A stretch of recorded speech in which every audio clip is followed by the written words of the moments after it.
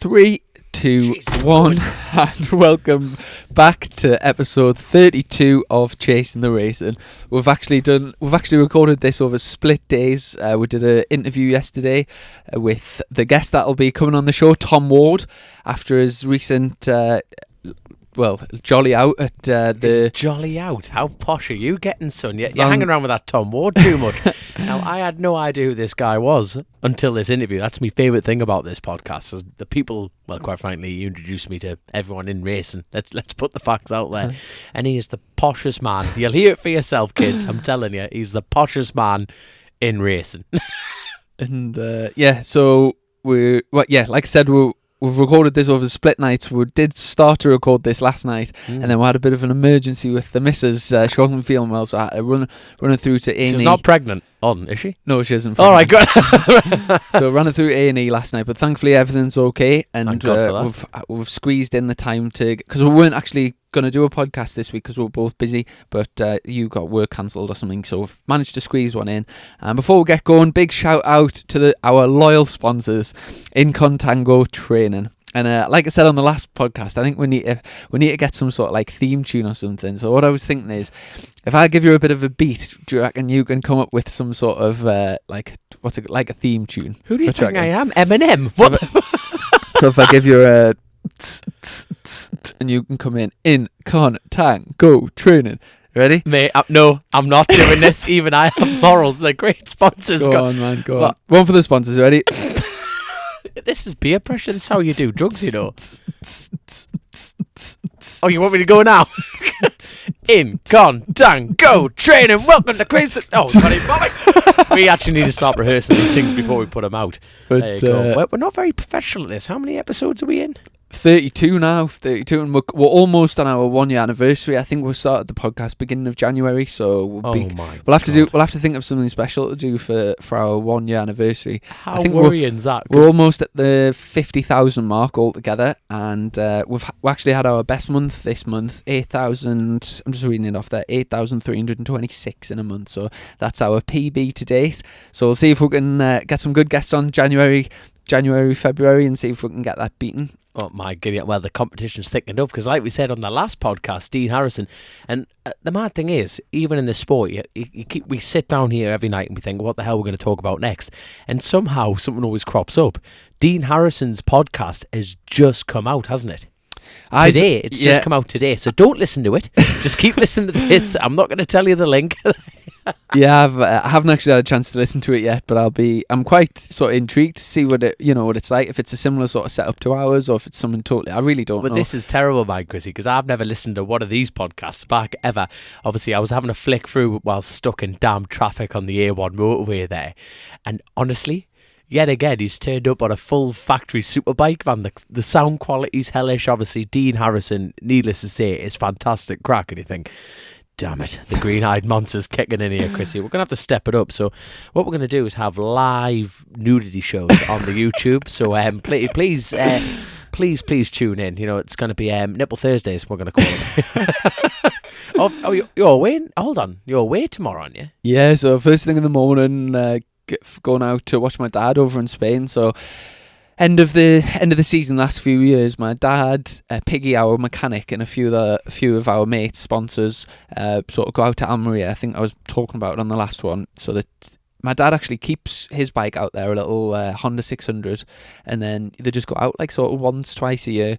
Actually, I get it for Piggy for helping us out for the year and doing it such a grand job. So it's a nice little treat for him. Does Piggy race, like ride? Yeah. Piggy rides. Do you not know that? I had no idea. Can he touch the floor? He's like a little hay bale with feet. We love him a bit, but really? Yeah. I know he has a road license, but I had no idea. Honestly, we're gonna have to get a photo of him on the Twitter and the social media. I'm going out, so I'll try and get a few little videos, a few little pack of yellow pages just to get him on the bloody bike, man. But no, it'll be good crack. Really looking forward to it. And anyway, for this podcast, we've got a little bit of crack from like this week. You've got something at the weekend which we'll talk about. There's a few of the teams have been out in Cartagena testing, and I've spoke to a few of the lads, so update you on a bit of crack from that. We've got the World Superbike tests being on. It's Jerez, so we've got a little bit of crack on that, and obviously we've got our pre-recorded interview with my teammate for next year, Tom Ward, who's just been out at the Rossi Ranch, racing I think it's a 100-kilometre race or something. So few bits and bobs. He's your hero, isn't he? Like Tom or Rossi? Well, it's got to be Tom, hasn't it? Without a doubt. But no, isn't Rossi your? Oh, I Rossi's your. Absolutely. Are you jealous?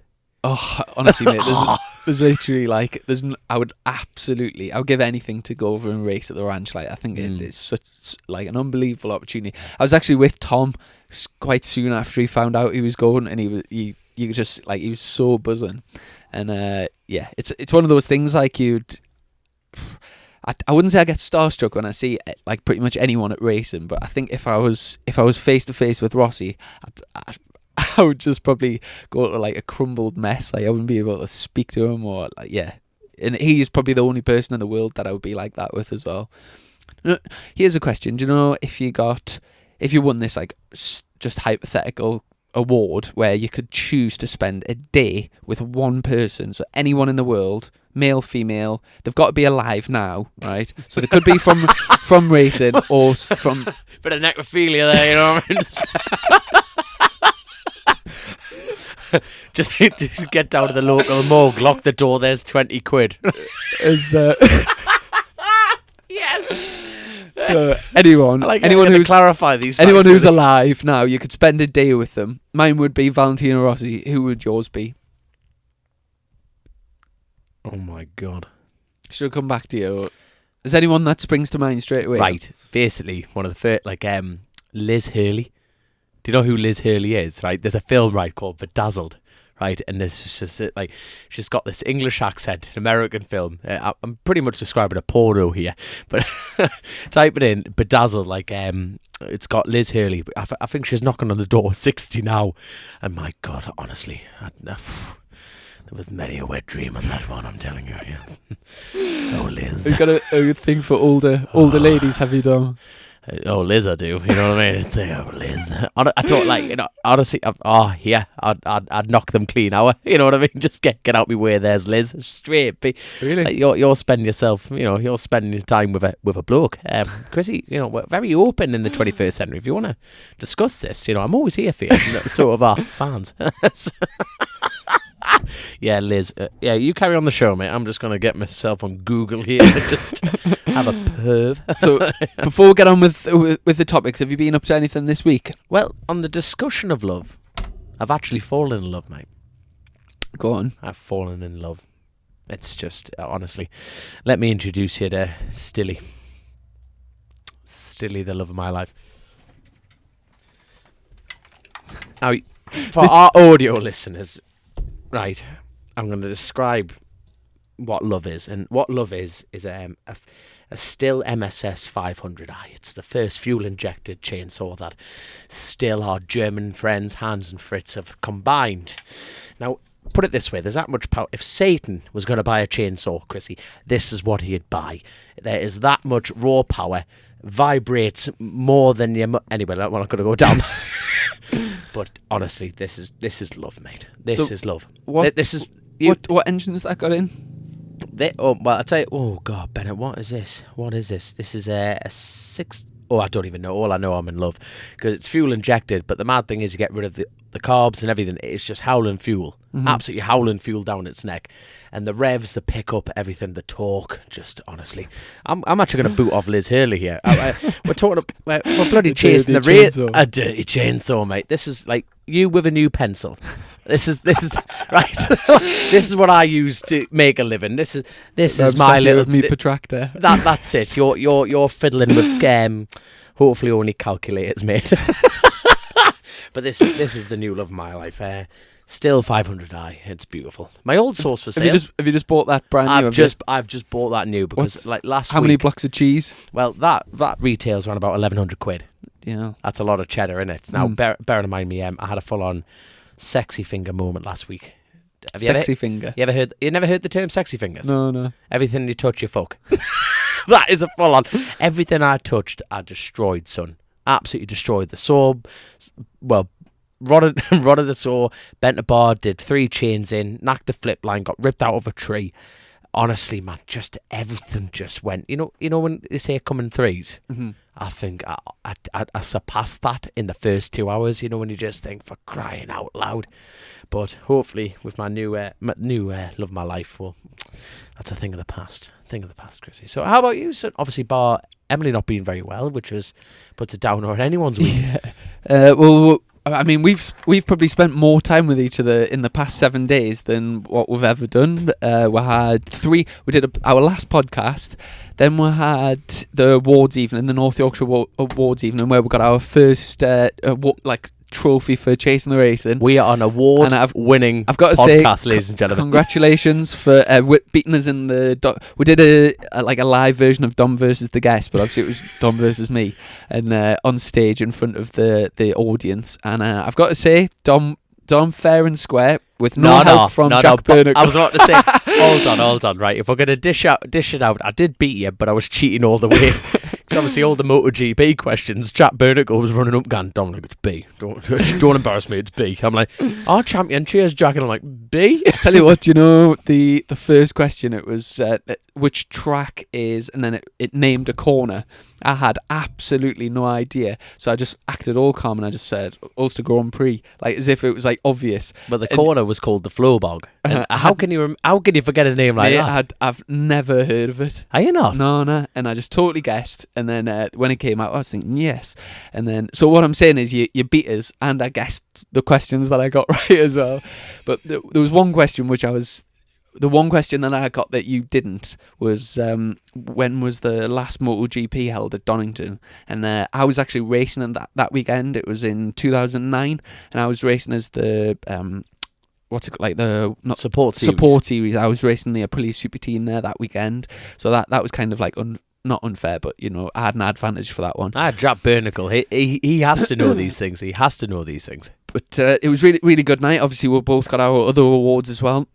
I think you won for the Special Achievement Award, or what was it? The Gavin Lupton Award, then the Riders Rider Award, and obviously the North Yorkshire Road Racing Supporters Club. They host great evenings. They get people like Jack Burnicle. They've had Hickman, they've had Cooper, they've had Colin Edwards. But they've had bloody everyone, to be fair, haven't they? Yeah, we'll get some really good guests. But it's definitely worth checking them out on Twitter and Facebook, because they're mint, and they proper let go. Because we saw a different side of Jack Burnicle. Now, he's one of my heroes. Mm-hmm. He's not as good looking as Liz Hurley, don't get me wrong, but he's actually one of my heroes. He really is. Yeah, well, I mean, I totally agree. It was a great night, and obviously you winning the Riders Rider Award. I've won that a few times at the club, and it's out of all of the awards to win. Obviously, they're all picked by the committee, but that's the only award that all the fellow sponsored riders pick. How many riders are there? I think there's about 16 or something. 16 this year. 16. So, obviously, it varies. Yeah, for you to take that award. It's amazing what free firewood gets in there. And the trophy's an absolute minter. I think it was a 500 Grand Prix. It was like a genuine third place in the 500 Grand Prix in like 95 or 93 or something. But they're not getting that back, because you have to hand it back every year. They're not having that back. Yeah, it was a Japanese rider that won it, and it's a hell of a trophy, loads of names on, and and like I say, really good night. And then the following night we were up at the Plough Inn in Ellington, up near, what was it, Afghanistan? God, I wasn't very popular when I said that out loud, was I? And we had our first sort of Chasing the Racing live night, where we did a bit of a chat show. We did an onboard lap of the TT, which you spoke through. That was my highlight of the night. I absolutely loved that. Sat there. I've heard a few people do it, so you get a different. Oh, it was different, all right. And it was just a full on, and it was you were just engrossed watching this TV, and obviously this speed's going through like villages and stuff, and you were going, watching for the 30 mile an hour, bang, brake marker, back 2 gears, over here, clip that, waiting for the apex, you'll see it in a sign, there it is, bang, and like the whole way through, and it was 17 minutes of just, absolutely loved it. I tell you what made me laugh though, is there's me pointing out braking markers, and we're watching a John McGuinness one, I'm going, that son of a bitch is 300 yards deeper than me. I'm watching it going, this is pretty embarrassing, actually. So, what I'm trying to say is I should smash John McGuinness next year after watching that. And yeah, so that was obviously a really good night. And then obviously you were around here last night. Hold on, recording the podcast. before we get going on that one, what we discovered from that little onboard lap, mind, was I think you're going to have to go first. Because you did a Cadwell lap, right? How fast is the lap time round Cadwell? I was like it's less than 1:30, so like Aye, so you can imagine. So there's me, I've been jabbering on for 17 minutes, and Chris is like, I'll do a lap round Cadwell. Right, brake here, left here, right there. Yep, that's us your done. It was like, I tell you what, it does put it in perspective though, and it worked really well. Mhm. Tell you what, we should be keeping our mouths out, because the amount of people doing these motorcycle podcasts now, this is the only proper one. Let me just put that out there. But the amount of people that are doing them now is phenomenal. We're giving all our tips away here, aren't we? You know, everyone's doing one. Absolutely everyone. But I think it's a good thing that you know, it's one of those things like if you want to set like a shoe shop, it's actually better if a shoe shop's next door to another shoe shop, because then everyone goes there for the shoes, so you get like a bigger audience. It's a little bit like an analogy. So if there's lots more riders doing podcasts, I think it'll grow racing, like the podcasts in the racing fraternity, and it hopefully will all benefit from it. And there we go. I think That's a I very enjoy political way of thinking about I it. enjoy Chrissy. I'm listening. very Yeah, proud. I enjoy listening to podcasts. So for me, the more the merrier. More the merrier. More good the stuff. merrier for me. So I've distracted you yet again. Hold on, you didn't even get to the ground total, because obviously we were there for charity, for the Great North Air Ambulance Fund. That's the one, and it wasn't just us. You know, there was lots of donations for the raffle and all kinds. But Carl Bell from Ian Bell Motorcycles there, he was giving out goodie bags, and it was like there was like the raffle. There was a plasma television, man. It was like a 39-inch curved thing. It was mint, but I think the whole night it was raised £2,250, I think, something like that. That's so it. I'd love to see the bloody bar bill. It was rammed, man. Yeah, there's a good few people there, and met some nice people and whatever. So yeah, all good. And then the rest of the week I've just been busy at work as usual. And like I say, I'm off to Spain this like tomorrow morning. You're back on a bike this next weekend, I believe. What's the crack there?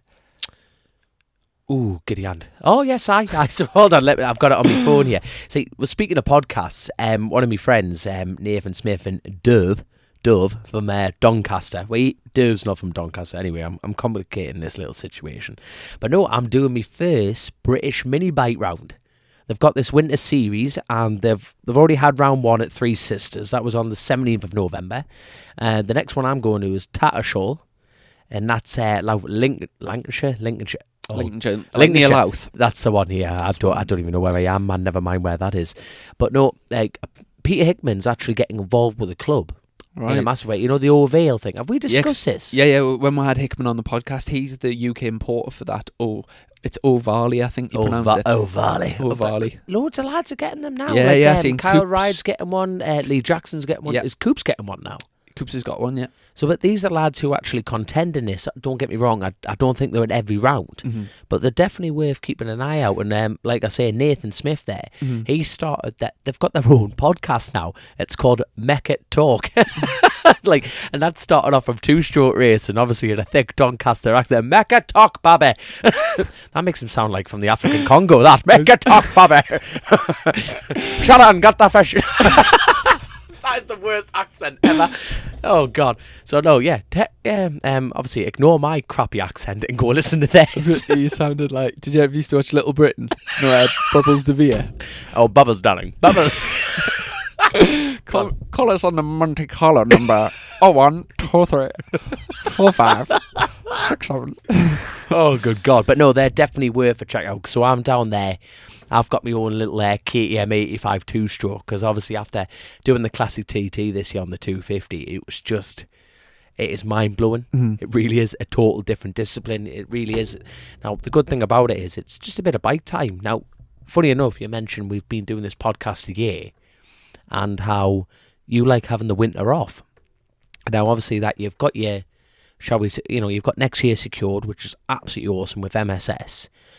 have you got the same attitude heading into the winter, or do you want to do a bit more? Obviously, you're Yes. still recovering at the moment. Yeah, but it's mainly shoulder permitting. So this winter, I'm going to need most of the time to rehab my shoulder. I've already started now, and the rehab will really ramp up in like sort of January, February, ready for the season. Mint. So in terms of bike riding, a little tip off on like a little say a pit mini bike, bike could massively sacrifice my season. So obviously I'm not going to be doing anything like that.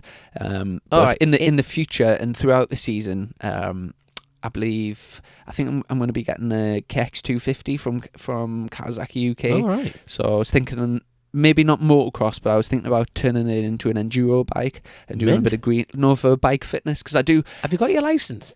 Not yet. No, I've got my CBT, but I haven't got my proper license. But do you know, for bike fitness for your shoulders and your arms and everything? All So right. I would do a lot of miles and like hard miles, but not without the jumps, because I think that's where the injury comes in. The risk of injury comes in. So yeah, I'll see how I get on. Obviously, keep you updated on that.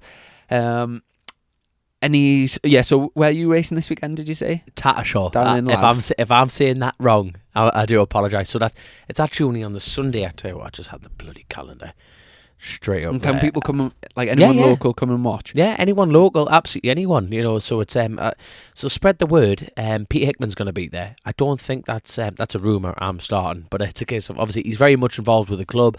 I'm not sure if he's going to be there or not going to be there. He's a very busy boy, that Peter. We'll have to get someone on. Maybe Hickman will come on again, or somebody about the O'Varley crack, because obviously it's a new thing to the UK. I think it's quite a big thing in Italy, Spain, and a few of the European countries. But the idea is that I think Hickman's the main sort of perpetrator of it, is setting up a one make series on these O'Varley bikes, essentially like O'Varley 190s, and they're like a proper bit of kit they've got, like full on, like proper suspension, slick tires, Brembo brakes. They're like a miniature. Yeah, they're a proper weapon. Proper weapon of a thing. Now, I think he's trying to start this academy. Yeah, with the British mini bikes. It's a kind of like British, like trying to get the British youngins through, because that's what the little Spaniards do. Have you seen the price of them? Quite expensive for sort of entry level race, and I think the 190 all kitted up is, I'm sure it's like $5,500, $6,000. $6,000, I think. And if you think if I was like 11, 12 getting into bike racing, and the entry level bike was like $5,000-6,000, then I'm not sure if I would have even got started. So but even so, they don't smash tires. You know what I mean? The little things they don't throw. It's like, you buy shite, you buy twice, don't you? Yeah. Then again, we were talking about them Honda 150s. You can easily spend $5,000 getting one of those and loads. There's absolutely loads of the lads on them. So maybe it will take off. I definitely love the idea of it. A one make series, sealed engines, no cheating, best rider wins. It all sounds perfect. That's how you started off in the Triple racing. Challenge. That was a sealed thing, wasn't it? So yeah, we're gonna have to start getting some experts on this bloody show and actually start on getting some proper. Yeah, we'll get someone from O'Varley on at some point, and we'll get the crack. Definitely. Just before we move on to the guest, I've just been speaking to a couple of the lads that have been out in Cartagena. There's two BSB teams there. So Hawk Racing were there with Kyle Ride and Keith Farmer, and FS3 Kawasaki were there with Lee Jackson and Danny Buchan, and basically total waste of time. They've been there 3 days. Hawk didn't even take any wets, and it was wet most of the time. I think they did 2 sessions out of 3, 2 like damp sessions. I don't know if you know this, but the track at Cartagena was totally resurfaced, but I think it was like painted like a darker colour, and it totally wrecked the grip. It was horrendous. So anyone who's booked up a No Limits track day, I do apologise. They've scraped off this top layer, and apparently. And the lads I was speaking to said, especially in the wet, it was like there's like patches where if you touch it, it's like mega slippy. So they just said it was complete waste of time. And by the sounds of it, the track's not in a particularly good condition, especially for testing. You obviously want to go there and push to test. And by the sounds of it, the lap times have been a fair bit off. I think the last time I was there was beginning of 2018, and on the stocker I was doing like 30. I was in the 35s, so like 35.8 I think was my best on a Superstock 1000 bike, and I think the times, obviously it's been damp there now, but even when it's dry, I don't think they're getting anywhere near the times that they used to. And the track's just not in good condition. So I I've think never been, so I wouldn't know any different. Yeah, there's like a protest there in the, not a protest as in like a like banners up, not going. It's called the pro test, like the professional test. In fact, I think they've changed it to Moto. What is it? Moto TP.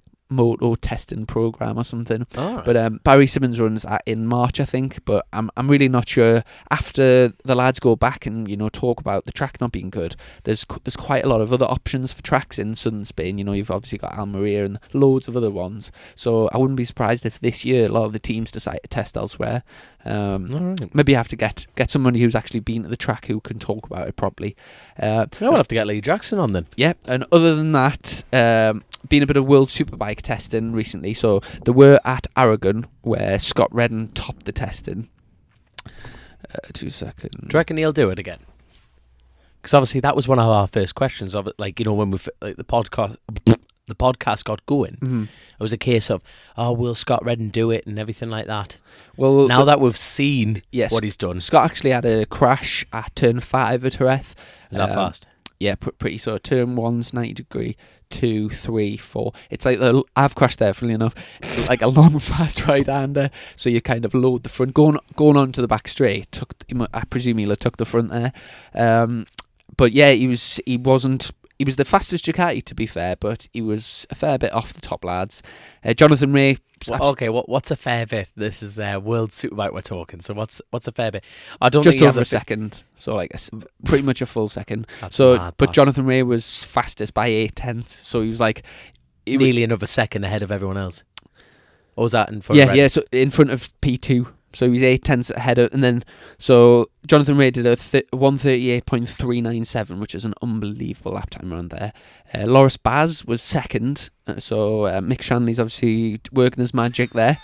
So P2, then it was Michael van der Mark on the official Yamaha ahead of Alex Lowe's on the other Kawasaki. So he must be getting to grips with that. Then ahead of Scott Redden's 5th and Tom Sykes on the BMW 6th. Reports back I've heard. What about sorry, where was Lowe's in that? Lowe's was 4th. 4th? Oh, fair play, mate. They're all around the 1 second mark, so really it's Jonathan Ray, and then there's like a big group of them which are sort of battling for second place. But yeah, reports back. I think Eugene Laverty's really enjoying the new BMW. Other than I know Scott Redden crashed, I don't know if there was many other offs. But yeah, in fact, I read quite a good article the other day, which it listed all the crashes, all the riders from World Superbikes, and how many times they crashed last year. Do you know who topped it by an absolute mile? He's not very famous, to be fair. So he's one of the sort of lads towards the back. You're smiling here, so go on. Do you know Del Bianco? Nope. Yeah, Del Bianco had 16 crashes last year. There was a lot of the lads were on. Has he got a ride for next year? 4 or 5. I'm not sure. We'll have to keep an update on that because that will 16 was that race crashes? I think it was like at how many rounds are there? There's loads at World Superbike. I was about to say because they have like 3 races in a weekend. In a weekend, don't they? Yeah, unlike MotoGP where you have the one and BSB. How many? You only get one a weekend, don't you? Sometimes 2. Over the course of the season, we'll have 20 races from 12 rounds. So we do usually get 2, but it just varies. Sometimes we'll have 1. Sometimes we end up having like 3 because with Superstock 1000 we do these enduro races. So it's like we'll have a pit stop, a 10-minute pit stop to refuel. They're hard work, mind. The training comes in handy then because we go out, do a full tank of fuel. I'm saying this to you who does the TT. But I'm not an athlete, son. Not yet. But yeah, we do a full tank of fuel, come in 10 minutes, change the wheels, refuel, and then another full tank of fuel. But the good fun, and it's a bit more tactical than just a straight out race. That's it.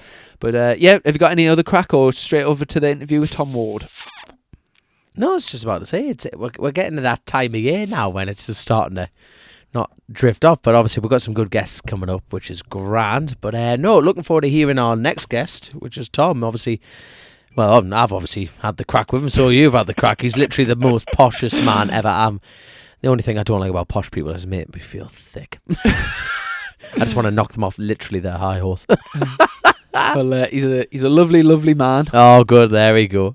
And obviously my teammate for this year. I've raced with him since 2009.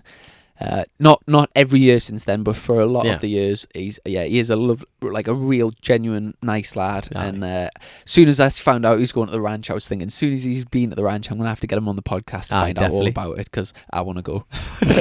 So without further ado, over over to Tom. Can you remember his full name? Nah, is it Tom? It was a day ago, but we're about to hear it again anyway. But no, it's great to have him on. So hit that play button, you big bitch. Over to the legend that is Tom Ward. Woo! So joined on the podcast straight from Tavullia, Italy, from the famous Rossi Ranch. It's Tom Ward. How are you, son? All good, thank you, mate. You all good? Yeah, all good, all good. I bet you're still on cloud nine. Yeah, pretty much. Yeah, it's an absolutely mental weekend. Still can't believe it quite happened, to be honest. So I presume most of the listeners will know that Valentino Rossi has like this big racetrack, like on a dirt track, is like in his hometown, and he hosts these races full of like BSB, MotoGP, World Superbike, Italian, whatever, like all these superstars. And you got yourself an invite over there to race in is it 100-kilometer race or something, or 100? Yeah, they've got like two parts to the race. So you've got the Saturday, you've got like normal kind of practice qualifying. Then they called it the Americana race, but it was quite funny because there's a lot of American riders there, and they're like, it has no relevance to an American race at all.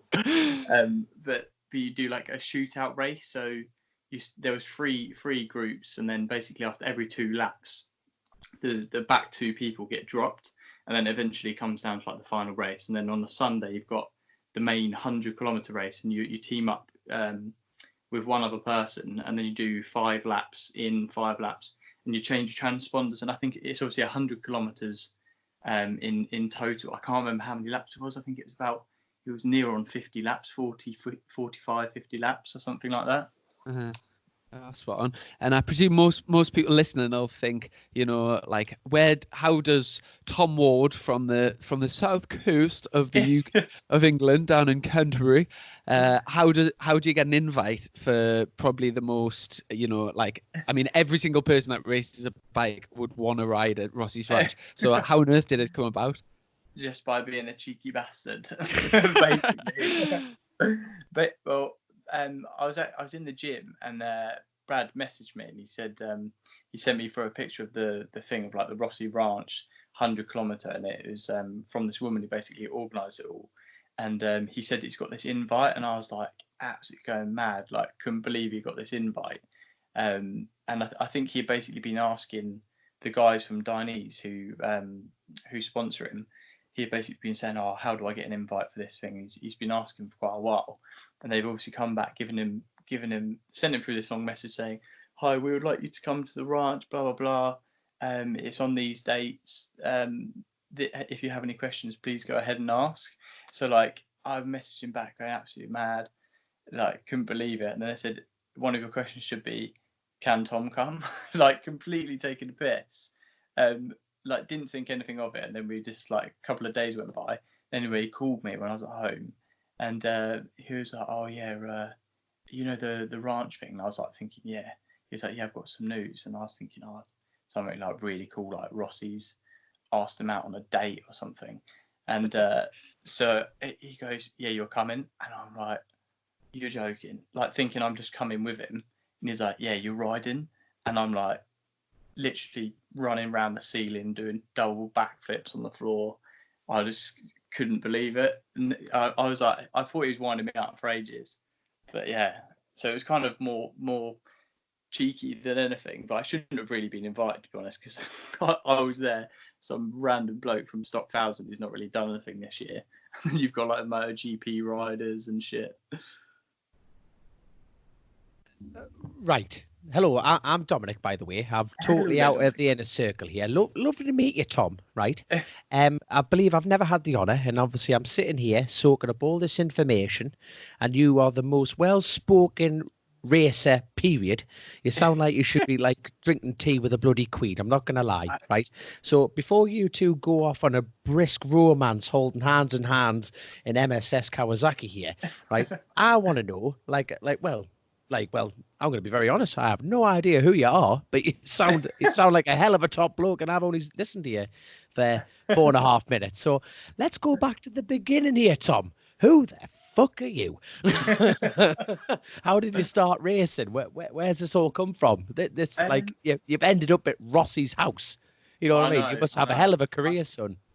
Not really. No, no. In all fairness, to be honest, I started racing because my dad actually entered a competition for motorcycle news. They put this competition up to win a mini moto, and he basically put the answer in on a mud guard of a Honda Fireblade, and we ended up winning this mini moto, and we used to just ride it around like Pizza Hut car park like on a Friday evening, and then the police eventually came and were like, yeah, you're gonna like you can't do this anymore kind of thing, and then we just started going to the little go-kart tracks, and I was honestly I used to be absolutely useless. I'm not much better now, to be honest, but my older brother raced as well at the time, and he was pretty good.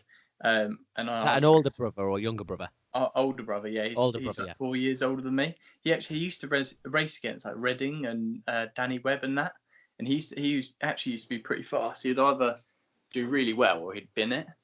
And I was always the shit one who just was pretty useless on the thing, like barely get my knee down or anything. And then he stopped doing it just because he wanted to go out with his mates and stuff. And then I think my dad was kind of half hoping I'd be like, yeah, I'll give it up as well because like I'm pretty useless. And but obviously I carried Yeah, on. this Go on. sounds like a therapy session almost. It sounds like, you know what I mean? It's like my dad, my dad thinks I'm useless and that. I tell you, hold on, son. Let me just remind you, you ride for MSS Kawasaki. Just You cannot be shit, right? It's, just building my confidence up. yeah, That's all I'm aren't doing. you, son? This is a hell of a story. Continue, mate. Continue. But yeah, long story short, I basically then carried on doing it, and then got all right at riding, I guess. And then just whenever I jumped up a category, I seemed to just get better and better. Funny, because me and Chris were saying about at the show the other day, because we've been racing together since we were 2009, I think it was, in the Aprilia Super Teens, and we're some of the only people who've actually made it. I say made it. We obviously haven't made it yet, but we've kind of gone all the way through the steps in our Still in career. the game. Yeah. Looking back at it now, I'm sure if we said to each other back in 2009, we would be racing together as teammates in a factory team in Stock 1000. We probably wouldn't believe each other. So yeah, it's quite cool to be here and to have made it that far. That's absolutely hellish, to be fair. So, like so you've gone from Pizza Hut, escaping coppers. Did you do anything between that? As far as did you do any dirt riding? Because a lot of our guests No, on they go obviously through the motocross route. So it was very much, double stuffed cheesy crust pizzas straight to yeah. BSB. No, I did like short track racing. I did like go-kart racing. All right. I say go-kart racing like with like the equivalent to like Cool Fab, what they do now. I can't even remember what it's called back then. It was called like Southeast Mini Motor Racing, and did the occasional one with them. Then went on to Super Teens, then on to a ZXR 400 in Bemsey. Then I went into the Triumph Triple Challenge. But All right. I was really young. I think I had to get dispensation to ride. So I went onto it when I was 16, onto a 675, and then kind of didn't really have any money to do it a year after and broke my arm and stuff. And then come back. Actually, Chris, you'll remember, I did one wild card at Cadwell Park on the old bike. My Yeah, old you man's. stuck it on pole as well, I remember. Yeah. I remember I turned up and my dad was like, don't have any expectation because you haven't ridden for quite a while. And I was like, yeah, and he's like, they're on the new bike and all this kind of stuff. And I was like, yeah, it'll be sweet. Then somehow I went out and qualified pole. And did your bike blow up in the race? I remember you going down the Yeah, stairs with your hand up, and it was well, so I think it was my, I think it was my own doing because I crashed it in morning warm. My dad was like, right, just be careful in morning warm up. So there's me trying to put my elbow down, going through the gooseneck, and launch the bike down the hill. And I think it did something to the engine casing and ended up blowing up in the race. Never. Oh. And obviously, I'll get on to talking about our plans for next year. Obviously, as Yeah, yeah, teammates and stuff. But I actually want to I want to go back to the ranch. yeah. I literally cannot believe you've been there and raced there, and it's like you see all the videos and pictures and stuff Rossi puts on all the time, and it's like such a dream of like anyone who races. I seen Ian Hutchinson was also there, and John McPhee. Was there any other Brits? Hold on, which bad No, legacy God? Hold on, hold they're on. both bad. Oh, They're fair both enough bad. there. Yeah, Hold on, because obviously flat. Oh, I saying that I'm thinking speedway, because flat tracking's both legs, isn't it? So yeah. Hutchie was scuppered then.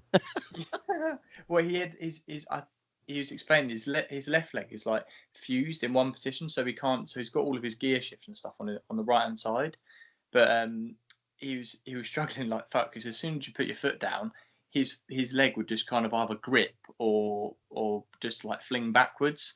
So he was having like quite a few moments. We managed to nick. Shouldn't say actually, because I'm sure.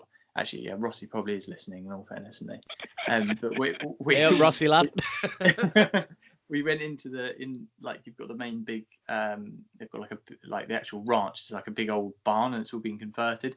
But like City, they've got like these sliders which go on the bottom of the boots, and I think they're made literally just for like the flat tracking place. And Brad said to Hutchie, "Oh yeah, there's some sliding things in there. If you ask, I think they might be able to give you some." So he just walked straight in there, just grabbed a pair off the shelf and walked out and just chucks them on his boots. It's But yeah, he.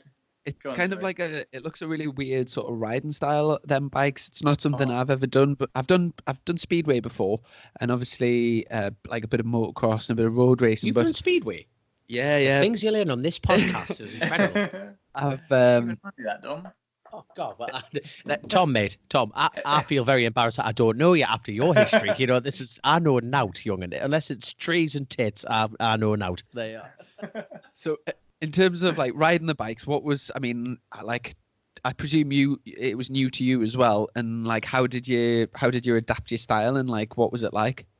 Yes, it's a weird one because you kind of watch them and you like we watched loads of videos before and kind of roughly how to do it and even like using the back brake and whether you pull the clutch and when you use a back brake and do you use the clutch when you do gears or do you just bang down the gears, all these kind of things. But the one of the main basically everything you learn in road racing is just out the window. So like leaning off the inside of the bike, like trail braking with the front, just everything is the opposite way around. You've got to sit with your nuts literally your nuts are basically um, in the fuel cap, and with your both your knees under the handlebars. A bit like I don't ride motocross, but when I have done, I've been told that's how you're meant to ride, and you have your elbows like right up to the sky. So if you're going around a right hander, you have your left elbow up, and you sit on top of the bike and push it towards the floor.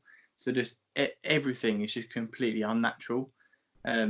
So that's really hard to get used to because everything you learn in road racing, you've just basically got to chuck that out the window and just be as loose as possible, really, on the thing. So, in your opinion, why do people like Rossi and Marquette, like let's be honest, all the Spanish lads, all the MotoGP lads, go to that discipline for training? It's In your yeah, in your opinion, it's how does that benefit? it's really weird because we were saying this exact thing because we were thinking it's probably actually quite almost detrimental to do stuff like that because first of all the one thing which does help is like when you back in, but obviously on a superbike and stuff they don't really back in too much anymore. You're watching MotoGP, a couple of them get a little bit out of shape and stuff, but these things are like to the lock on the way in.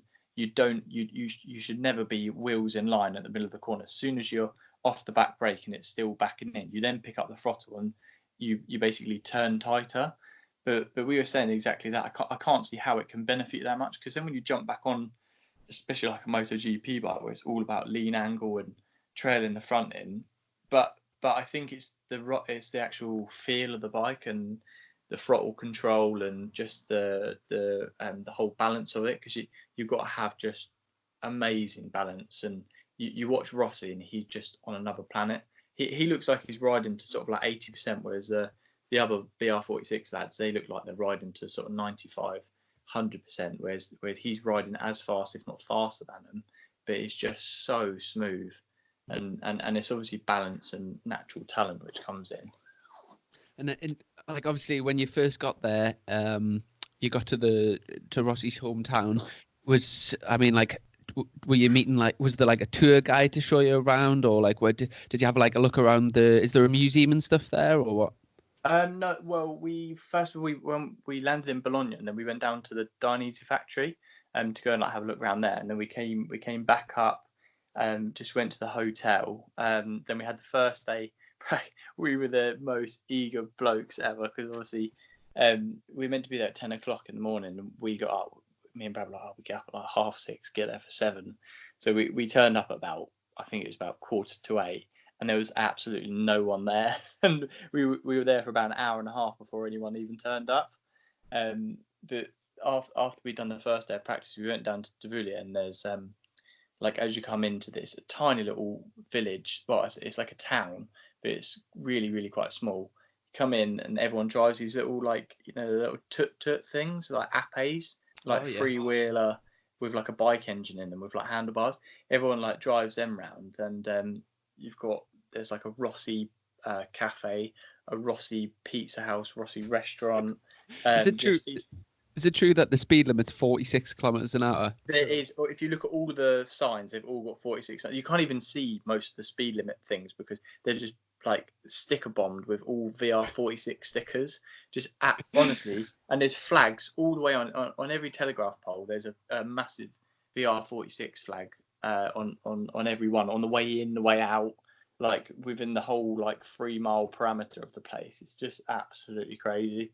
That does sound like, good, mind. yeah, for like a spectator or a fan, it's just a must have, like, place to go. Did you buy any special merchandise from the VR46 shop? We didn't actually get anything, but we got given quite a few freebies, which Brad loves a freebie, so he's always pestering for, can we get a t-shirt, can we get this? So What'd you get? Got a couple of beanie hats, bag, t-shirts. Managed to get 2 sets of them as well, so I gave one to my dad, which he was quite pleased about. Mate, yeah. if I got that close to Rossi, I would have ripped his bloody boxes off him. You know what I mean? Just to sell him, there would be like £1 million on eBay, hands down. You should have mugged him. You should have mugged him. So obviously, you're mentioning Brad Ray there. So how did you two like get to know each other? Well, when I used to do mini motor racing, he lives about 30 miles from me, so it's not far at all. But we live all like windy shit roads. And he sounds nout like you. He sounds absolutely nout like you. He's the richest bloke in Lyd, so he's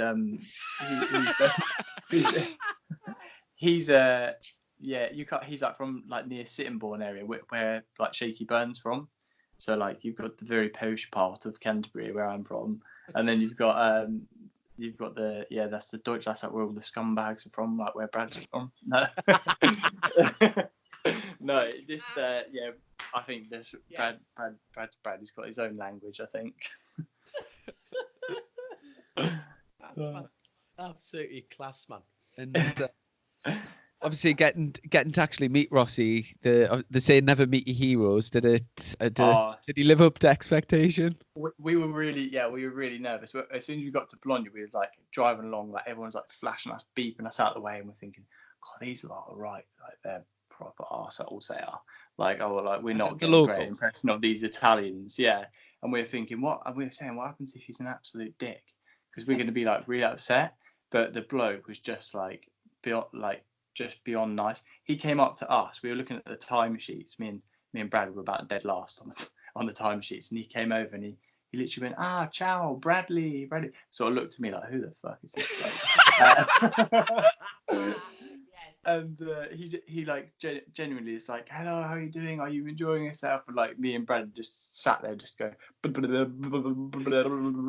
just like literally just couldn't even say anything. But he gave us a hug after when we spoke to him a couple of times. And then he gave us a hug after he won the race, and he slapped me on the bum, and I like definitely had a semi as I was walking off.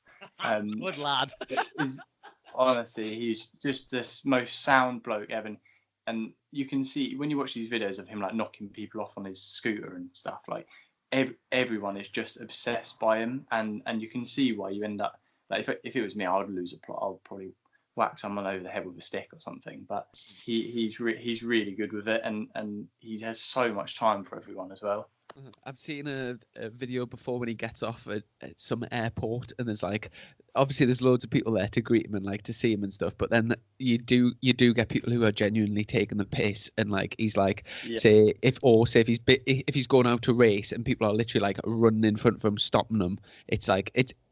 At some point in the 20-year career, you're gonna have a time where you're you're a little bit angry, and but in general, he's unbelievable. He's got a great reputation with the fans, and he for being so. I mean, he's by far the most sort of sought after rider of our generation, and like it, if you asked, he's pretty much everyone's favorite rider, everyone's hero, and he's just got something that nobody else has got. Like I don't even understand what it is. Like No. you can't describe it. But when I'm say watching MotoGP, I'm wanting Rossi to win like more even like pick any British rider, pick any of my friends, pick anything. There's just something about him which I'm like, I don't even know what it is, but it'll be such a sad day when he retires. What about, obviously he's got this VR46 Academy. Did you get to meet any of the younger Italian lads, or did you like sort of socialize? Was there like food, like meals or anything? Yeah, they were obviously they were all asking for my autograph stuff when we first got there, so I had to like have photos and stuff with them and all, and like that was a bit annoying. But no, they were they were all really sound, like properly sound. I was kind of thinking, there might be a bit like, because I would be like, God, my head would be so far up my own bum if that was me. Like Rossi's my kind of tutor and my mentor and stuff. But they all go there every Saturday, and they go train at this ranch, and it's the trickiest thing ever. Like, as a motorbike rider, when you go in there, the lady showed us around. They've all got their own little cubby holes, and they're all sponsored by, like, most of them are sponsored by Dunnies, and they've got like 3 sets of factory levers hanging up there with like 4 sets of brand new Oakley goggles, all this just like the trickiest stuff. And they've all got their own bikes, they're all personalized, and just like an absolute dream for a rider to go training. But all of them are really sound. Like whenever they'll come in, they'll be like, "Hello, how you doing?" Blah blah blah. Because obviously English is kind of like the spoken language, even between the Spaniards, the Italians, and there was all sorts of different people there. So they all speak really good English, and I think that's part of the program that they have with the VR46 thing. I think it's not only the riding, but it's dealing with like press and how to be good in front of people and stuff like that. So, but yeah, I think I should go. I can barely speak English. I think I can barely ride a bike and barely speak English. I'm going. Yeah, Chrissy, carry on the interview. I'm off. And obviously, I've seen the pictures of all the other riders that were there. There was quite a few of you. Did you get to speak to like Morbidelli or Tito Rabat or any of the other sort of bigwigs? Well, we spoke to like some of them, like Tito and all that. They're all staying in our hotel as well. We come downstairs on one of the first nights, and there was this little dog down there stroking the dog, and sort of looked up, and it's like Tito Rabat. You're like, fuck, that's mad. You just kind of, when you watch them on telly all the time, like I was saying, I thought I'd be a lot more starstruck than I was, but they're just normal blokes, you know what I mean? They just love their racing. He's hilarious. He's supposedly like one of the richest blokes, or his old man's like one of the richest blokes in Spain, and he turns up in this beat up old Sprinter van, which he's driven from. I'm sure he's driven from the south of Spain. He's got his trackies on. He's got like a drug dealer's little bum bag. He's just like, he just looks like he's not slept for a week. And he's not slept for a week either. I used to work at Almeria Circuit, so there was through the winter, like when there was no track days and stuff on, there was like hardly anybody at the circuit. So like I would be down the bottom, like working on the bikes and stuff, and then Tito used to live like right next to where I used to work, and he used to live in like quite a small motorhome inside a like a sort of. It's kind of like an aircraft carrier, but like a big sort of metal building structure. And then when he was riding for Mark VDS, do you know the proper like lorries that get towed? Gucci, like the massive. Yeah, it was all Mark VDS like logoed up. That he then started living in that, but it was like at the time he was Moto2 world champion, and he was like exactly what you've just described. He would be like, you would just see him walking around in like scruffy like tracksuit bottoms. Like I remember I was once in the toilets, washing the cups, and there was someone in having this massive shit, and then like I looked over my shoulder and Tito just came out and just walked out without washing his hands, and I just thought, you lost. Like, and it's just, do you know what I mean? It's like I was like almost pinching myself, like that is like the Moto2 world champion, and like, you know, he's like so famous and everything, and he lives there totally by himself. Like he just got up every morning, was out on his 600 for like an hour before the track days started. Then he would go out at lunchtime, and like in between, and then you would see him going off for a run, and like, but it was like such a lonely existence for him. Yeah. And but you know, it like obviously that year it like totally paid off, and well, for those years building up, training every day at Almeria like massively paid off, and you know, like now he's in obviously world Moto GP, and he's had a decent year this year. But yeah, like obviously you mentioned his dad as well. I think his dad is a big watch dealer, so he's got like big shops all over Spain, like dealing like high end watches. So obviously there'll be a few blocks of cheese involved in that, I'd imagine. So obviously, thanks for coming on the podcast. Do you listen to our podcast? Yeah, I do try to. No. I don't have no.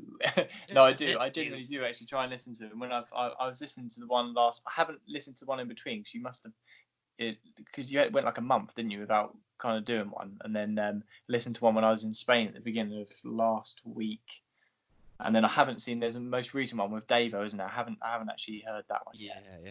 Did you say you were in Spain last week? Yeah, I was with in Spain with that was just with work with Royal Enfield. Oh right. Oh yeah. Do you know what? It's obviously a good. Like I know what you do as a job, but I think people will find that quite interesting. So obviously, like tell I totally forgot about that. As well as racing motorbikes on weekends, tell our listeners what you do for a day job. Well, yeah, especially after like this weekend, I could come back today. So I work as a just like a development rider, kind of like a test rider. So all I do like miles. We do sort of different tests up at Bruntonfront where the UK test centre is, and then we go out to Spain and stuff, and we do random tests like abuse tests on the Royal Enfields. But every day I do mileage, so I have to do 250 miles every single day. So what, you get into a roundabout, pull the clutch in, drop it 5, and then just pop it again, do you? Is that like destruction test? Well, yeah. That if you have specific things, which you do, obviously, they'll be trying to develop something or test something or benchmark it against a competitor in the field that they're selling their bikes in. But day to day, I usually just do 250 miles, just anywhere, here, there, and anywhere, of just riding on the road, and it is pretty. It's pretty. I don't know what the polite word would be. Pretty boring. That's what I'm gonna say. But like today, I went out and it was like 1 degree when I left this morning. So coming back from the ranch and then getting on a bike, and doing sort of 60 miles an hour for 5-6 hours isn't the most fun thing in the world. What have you been testing recently? Like what size bike? The bikes, I can't really say too much about it because it's kind of like in my contract. I'm not really allowed to say what the bikes are because they're kind of development and then they're not released yet. But don't worry about it. It's only Rossi that listens to the show, so it's absolutely fine. Royal Enfield will have no affiliation with Chasing the Racing whatsoever. So tell us everything. Tell us now. No, they get me to do quite cool because they know I'm a bit of an idiot, so they get me to do like the stupid stuff like the wheelie and the stoppy test, and you have to do like a 100-meter wheelie, and then you have to do like a slosh test. So you've got to go from like side to side at like 60 kilometers an hour, scraping the pegs.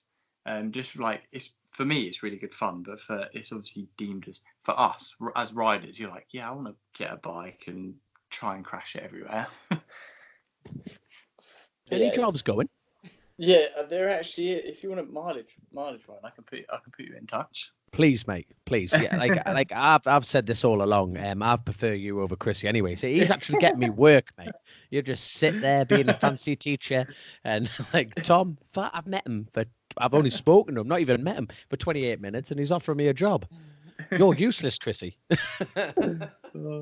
Yeah, One but thing I seriously, I'll do- take the job, mind. I'll definitely take the job. I'm being serious. I'll definitely take the job. I was going to say, generally, you just need to invest. All you need to invest in is heated gear, because without heated gear, it's just, it's impossible.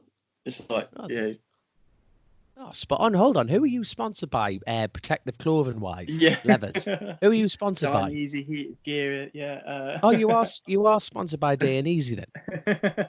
No, I'm being serious. Are you sponsored by Day and Easy? I'm not directly sponsored by the factory. Like, I went out to see the guys at the factory with Brad at the weekend, but I'm That's kind of what I was wondering. I'm linked in with the Darn Easy London store, so spot on. I basically have like a deal with those guys there, because they're the local shop to me, so they deal with me, and then they go direct through to the factory.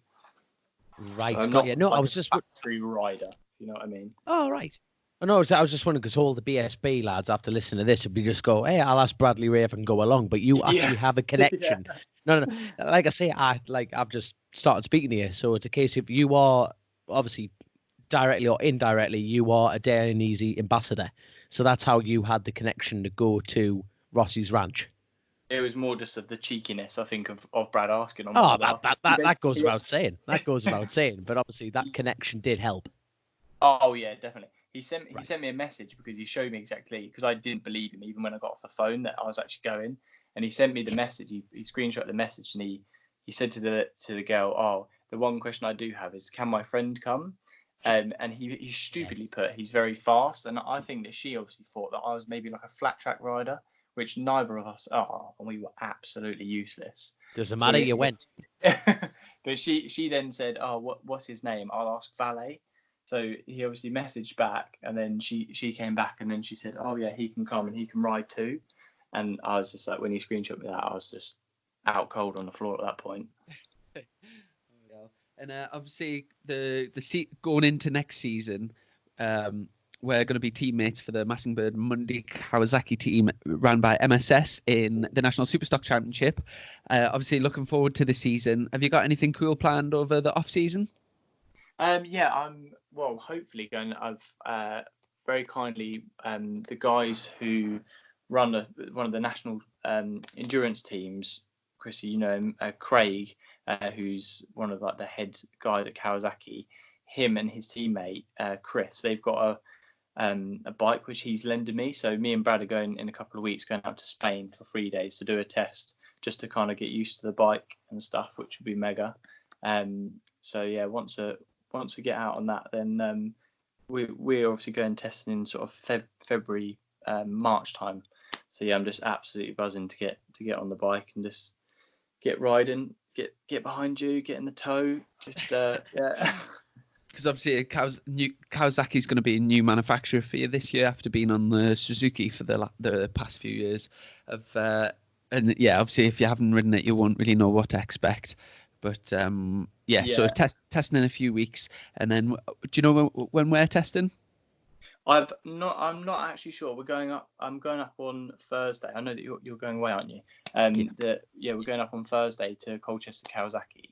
So we're gonna do there's an open evening thing there. So if anyone local who's listening wants to pop up and come have a look, I know you said on the podcast before how cool it is, but it's such a trick shop. It's absolutely mega. You can get your hair cut, play ping pong, do a bit of everything up there. So I'm going up there on Thursday. So hopefully I might be able to work out if they've got any further with the plans with testing and that. Yeah, spot on. Good. Well, yeah, obviously looking forward to the season ahead, and I hope your little test in the next few weeks goes well. You'll have to let us know how you get on. And aye, for competition reasons. yeah. I know that there's Tom's top of the timesheets, mate. Where were you? I know there's a few lads out there at the moment actually testing at Cartagena, but it's absolutely highing it down, I think. So they're not really getting much done. I did see that. Are you secretly quite happy about that, or? Well, I don't think any of our competition are out there. Although it's all superbike lads, I believe. So yeah, I did see that. It's proper honking down out there as well, isn't it? It's not even like light rain. It's proper floods and everything. Yeah. Well, my dad's just flown out to Almeria today. Actually, I think he's on track tomorrow or the next. I can't remember. But yeah, hopefully the weather will change for then. Yeah. And yeah, spot on. Well, thanks very much for coming on the pod, Tom, and Thank we'll you very catch much up for with having me.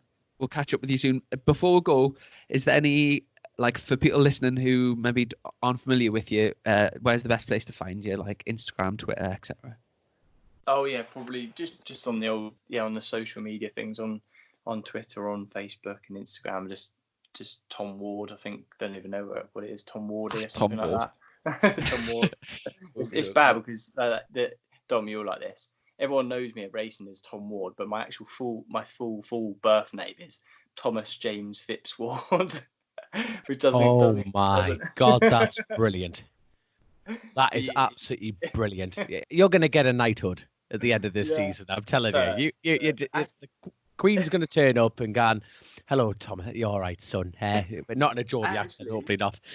I can imagine you using your full name at work for the Royal Enfield. Thomas. What is it, Thomas James? That's how we got the job, man. It gets even better though, because the race I did at the end of the year, it's called Lord of Liddon, and obviously because I won it, I've actually got the title, so that the full title is got to be Lord Thomas James Phipps Ward. So, Yes. I don't go around saying that. I definitely didn't introduce myself to Rossi as that. You should have. You should have. Well, anyway, Your Highness, thank you very much for coming on the show. It's been actually great to speak to you. And obviously, I want you to dish out the discipline to Chrissy here on next season. Go for it, lad. Remember to send over Dom's CV to the people at work. Get him his new job. I will do. Yeah. Well, mate. Well, thanks for coming on. Speak to you soon, mate. Yeah. Thank you very much. Cheers, nice Tom. To speak to you guys. See you later. Bye. And we're back. Are you trying to get like a job on Look North or something like that? And we're back, ladies and gentlemen. Ruffle some papers. Yeah. Oh, there we go then. Welcome back, Chrissy. I'm glad you're here. I just totally froze there. I didn't think about what I was going to say, and I just got, and we're back, and I just thought... And we're back, now we're leaving. Cheers for everything, right to out the room. But spot on interview, obviously. Great lad. And yeah. He doesn't half knock himself down, doesn't he? He's worse than you for that. He's that's saying something, but no, he's he is a proper modest lad. Such a modest lad for, do you know what, this year... the year before, I was actually teammates with Tom at Halsall Racing, so I did a few rounds on a superbike, and he was the super stock rider. And then he stayed. I think he bought that bike, but he kind of ran it himself last year with the backing of Bradbury Racing. And basically, him, his dad, and his mate, his mechanic, would set up a little lawn, and obviously, super stock. It's a very high level, and you're competing against some really decent, proper good teams. I was about to say, because mechanics, whatever. And Tom just used to turn up. He used to go and do track days himself, and proper old bumming school. Around on old Royal Enfield, well, not old, well, new Royal Enfields. And hopefully, I get that job, by the way. He had some cracking rides. A few spring to mind. Knock Hill. We had this horrendous weather, and I think I finished 4th, and I'm pretty sure Tom was 5th behind me. Then at the last round, he put it on the front row in a damn qualifying session, and he got himself a podium, 3rd place in the last. So he's a great rider, such a lovely lad. But you're right, he's very, very modest. And they definitely they call him Billy, not silly. He can definitely ride a bike, that lad, can't he? And I think the Kawasaki will really suit him next year. The same bike as me.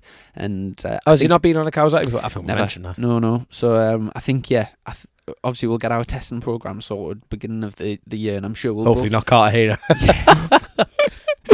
Hopefully we'll get up to. In fact, did Tom not say on the interview that I think he is going testing at Cartagena with Brad? Well, hopefully he doesn't listen to this before he gets out there. Hopefully everyone's kept it quiet. That's it. So great lad. Anyway, so you're off to racing this weekend. Are you grafting tomorrow? Yeah, back to work, and obviously taking the new steed. Oh yes, she's gonna get ruined. You'll have to. What's that? Is it Liz? You'll have to nickname her Liz. Call it. Come on, Liz. There, let's off. We're off. No. So I'm off to Liz Hurley's house to cut her trees tomorrow. I'm gonna give her some wood. So do you know? Obviously, it's quite heavy to pick up that chainsaw. Are you carrying that the full day, or is it like what? the full day? But the mad thing, you see, that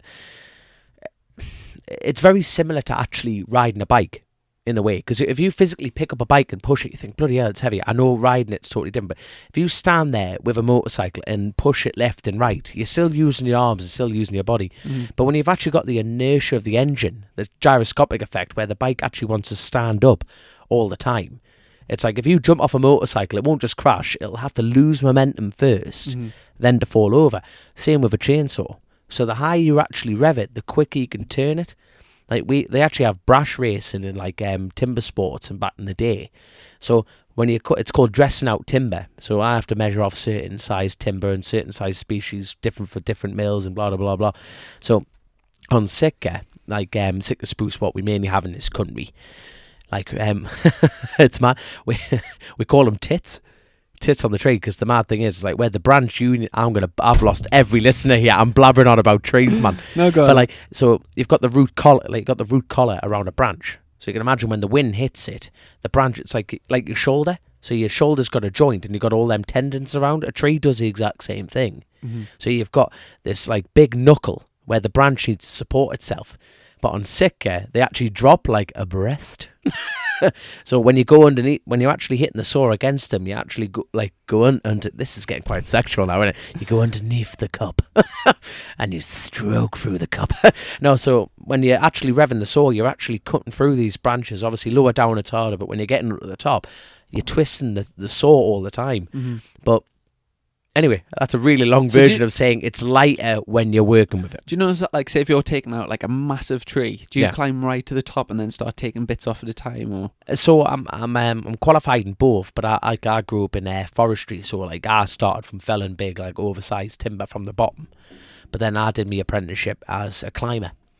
So obviously I've got all my dismantle tickets, like I've got all my machinery tickets, I've got every ticket under the bloody sun. I've actually, believe it or not, I'm the irresponsible one on this program, and I've got my supervisor tickets, young'un. I'm a supervisor. Oh yeah.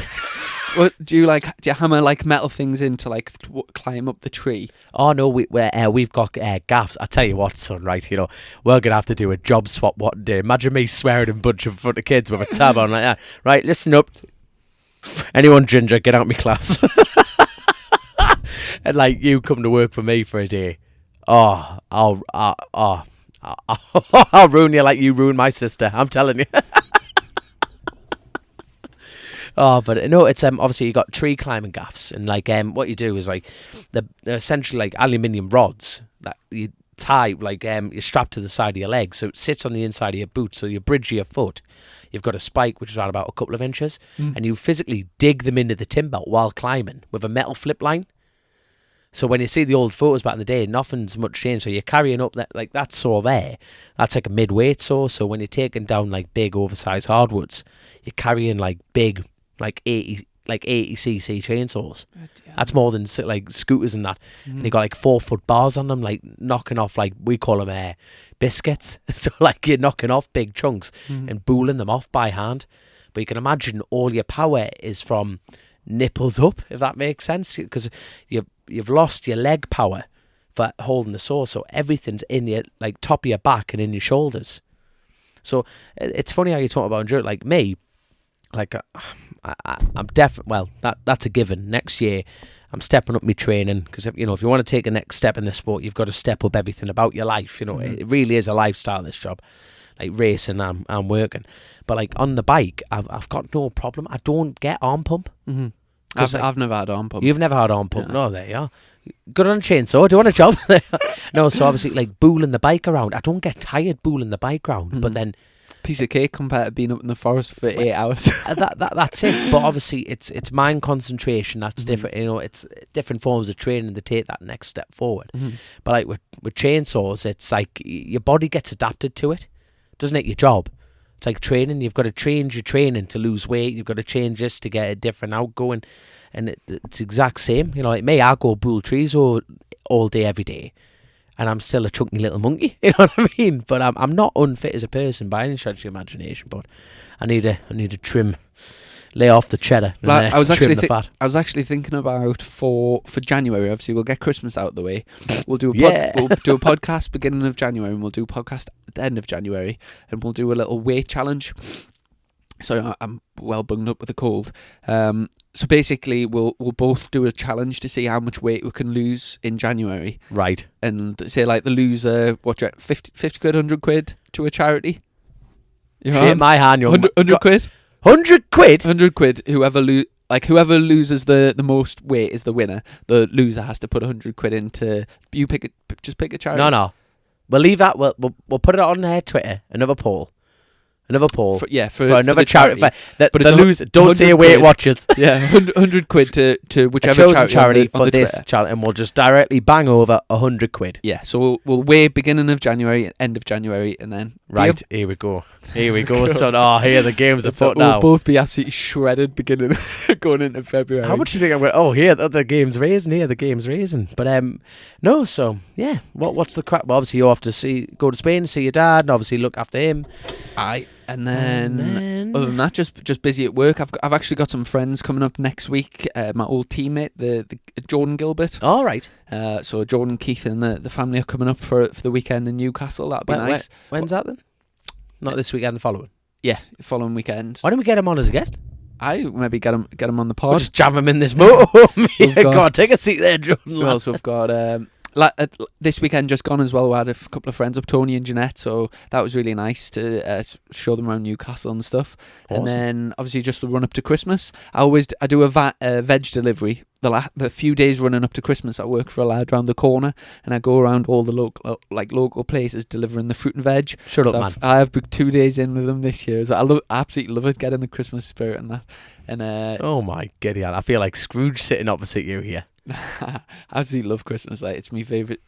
No, it's not, man. Other than when the race season first starts. Other than that, family time, everyone together, really, really nice. So obviously we were having a chat before this got going, and it's a bit like we just need to get sponsors sorted, don't we? You know, obviously we've got to look after our ones who have looked after us over the years, and obviously last season, obviously little mementos, shall we say? And obviously we're always on the lookout for new ones, aren't we? And obviously we've been speaking to a couple of people who have actually been interested outside of the pod. You know, a couple of people who have sponsored the pod, and hopefully we'll just once we've got that sorted, we'll announce that soon, because that's exciting stuff. But we're always looking for more. So yeah, this time of the year for Bike Races, a lot of it goes into getting deals sorted for next year. Yeah. Obviously thanking the sponsors that have helped you for this year, and seeing if they're on board for next year. And yeah, so over the next sort of month or so, we'll be sort of working towards that. Yeah. And then basically once you get the you know who's involved, you can then start your leather design, helmet design, etc., and get started for pre-season.